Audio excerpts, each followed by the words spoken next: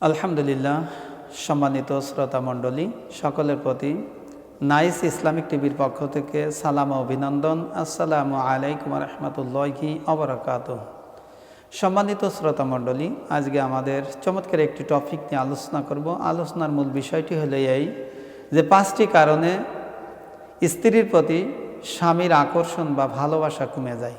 কারণগুলোই আমরা অবশ্যই জানব এবং সেই অনুযায়ী আমাদের কারো ভিতরে যদি এই 5টি খারাপ গুণের কোনো একটি যদি থেকে থাকে অবশ্যই আমরা পরিহার করার জন্য চেষ্টা করব। আল্লাহ তাআলা আমাদের সকলকে তৌফিক দান করুন। তাহলে আমাদের আলোচনার মূল বিষয় হলো 5টি কারণে স্ত্রীর প্রতি স্বামীর আকর্ষণ বা ভালোবাসা কমে যায়। কারণগুলি হলো, 1 নম্বরে স্বামী যা বোঝায় স্ত্রী তার উল্টো বোঝে।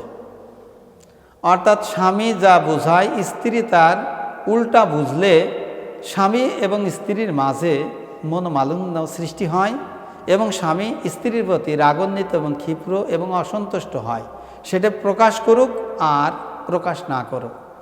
এই কারণটা যদি কোনো স্ত্রীর ভিতর যদি থাকে তাহলে স্বামী তার স্ত্রীর প্রতি ভালোবাসা বা আকর্ষণ এটা কমে যায়। 2 নম্বরে স্বামীর মুখে মুখে তর্ক করলে স্বামী স্ত্রীর প্রতি যে আকর্ষণ বা যে ভালোবাসা যে মহব্বত এইটি কমে যায়। এটা স্ত্রীর বুঝতে হবে যে স্বামীর মুখে মুখে কোনো প্রকার তর্ক করা যাবে না। স্বামী যদি কিছু কথা যদি বেশি বলে আপনি ধৈর্যশীল নারী হয়ে আপনি কথাগুলো শুনুন, তারপর 5টা কথা শোনার পরে যদি পারেন একটা উত্তর দেবেন এবং এমনইভাবে উত্তর দেবেন যাতে আপনার স্বামী রাগান্বিত না হয়। আপনার সামনে স্বামীকে বোঝানোর উদ্দেশ্যে বলবেন, অথবা চুপি চুপি কথাগুলো শুনবেন।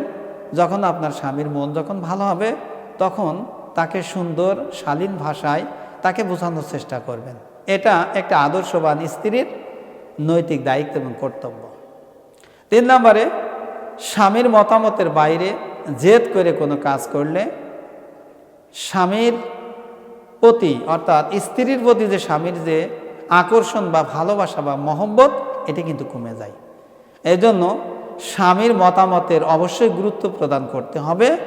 স্বামী যেটা ভালো চায় আপনাকে সেটাও ভালো মনে করে সেই কাজটা করতে হবে। কিন্তু আমাদের সমাজে দেখা যায় যে স্বামী যেটা বলে স্ত্রী তার উল্টো করে। এটা সকল স্ত্রী না, কিছু কিছু অবাধ্য স্ত্রী আছে যার উপর ভিত্তি করে ওই সংসারে সুখময় এবং জান্নাতি সুখ শান্তি দূর হয়ে ওই পরিবারে ওই দাম্পত্য জীবনে জাহান্নামের টুকরায় পরিণত হয়। এই জন্য আমি আমার মা এবং বোনদেরকে বলবো যে স্বামীর মতামতের বাহিরে জেদ করে কোনো প্রকার কোনো কাজ করবেন না। যদি করেন তাহলে আপনি ক্ষতিগ্রস্ত হবেন। 4 নম্বরে আমরা যে কাজটা বিশেষ করে আমাদের মায়েরা বোনেরা করে থাকে সেটা হলো এই, স্বামীর পছন্দের মূল্যায়ন না করলে স্বামীর প্রতি যে স্ত্রীর যে একটা ভালোবাসা আছে বা মানে স্ত্রীকে যে ভালোবাসে স্বামী, স্ত্রীর প্রতি যে আকর্ষণ বা মহব্বত থাকে সেটাও কিন্তু কমে যায়।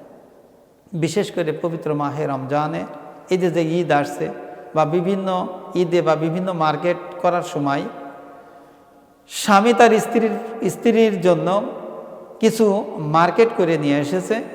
স্ত্রী বলছে যে আমার এটা পছন্দ হয়নি, ওইটা পছন্দ হয়নি, তোমার পছন্দ আমার পছন্দ না, এই বলে স্বামীর মূল্যায়নকে স্বামীর পছন্দকে অবমূল্যায়ন করে।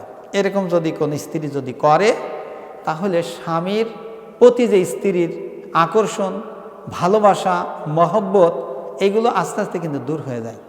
এতে স্ত্রী বুঝতে পারে না, কিন্তু পর্যায়ক্রমে বুঝবে, কিন্তু সেদিন বুঝেও কোনো লাভ হবে না। এই জন্য সম্মানিত আমার মা ও বোনেরা, আমি আপনাদের সকলকে দৃষ্টি আকর্ষণ করব, অবশ্যই স্বামীর পছন্দর মূল্যায়ন আপনার করতে হবে। কারণ স্বামী হলো আপনার মাথার তাজ, স্বামী হলো স্ত্রীর মাথার উপরের বটগাছের বৃক্ষমূলের ছায়া। স্বামী যদি আপনার প্রতি যদি নারাজ অসন্তুষ্ট যদি হয় তাহলে সেদিন মনে করবেন যে গোটা পৃথিবী যেন আমার পর হয়ে গেছে, সেদিন আফসোস করে কোনো কাজ হবে না। এই জন্য আমি আমার মা এবং বোনদেরকে বলবো অবশ্যই স্বামীর পছন্দের মূল্যায়ন করতে হবে আপনাকে।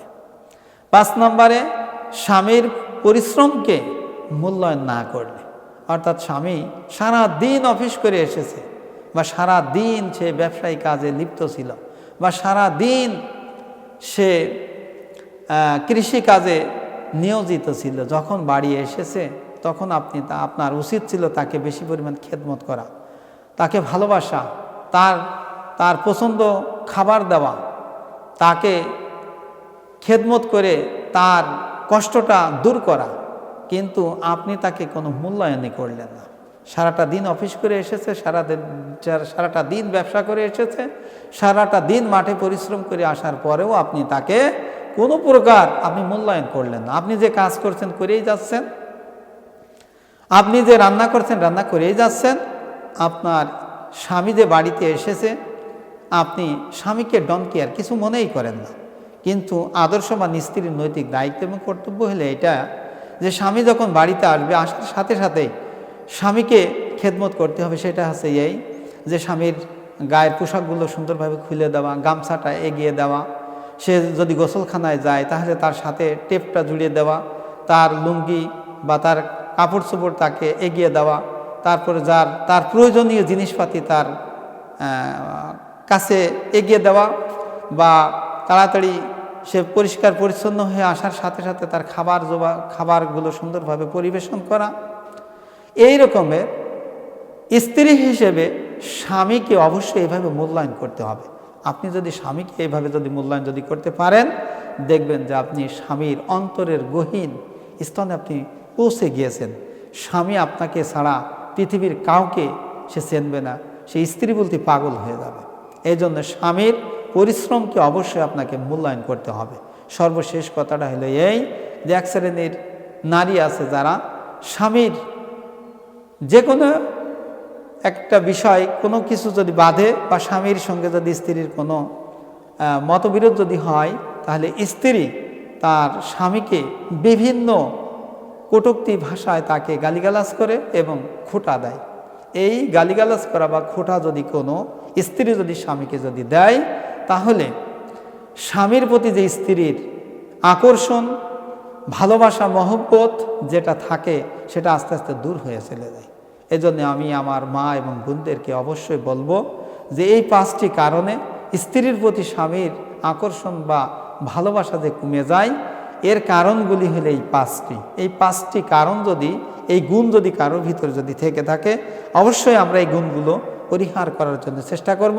তাহলে আল্লাহ সুবহানাহু ওয়া তাআলা আমাদের এই দাম্পত্য জীবনটাকে শান্তির নীড় এবং সুখময় একটি দাম্পত্য জীবন আল্লাহ তাআলা গড়ে দেবে।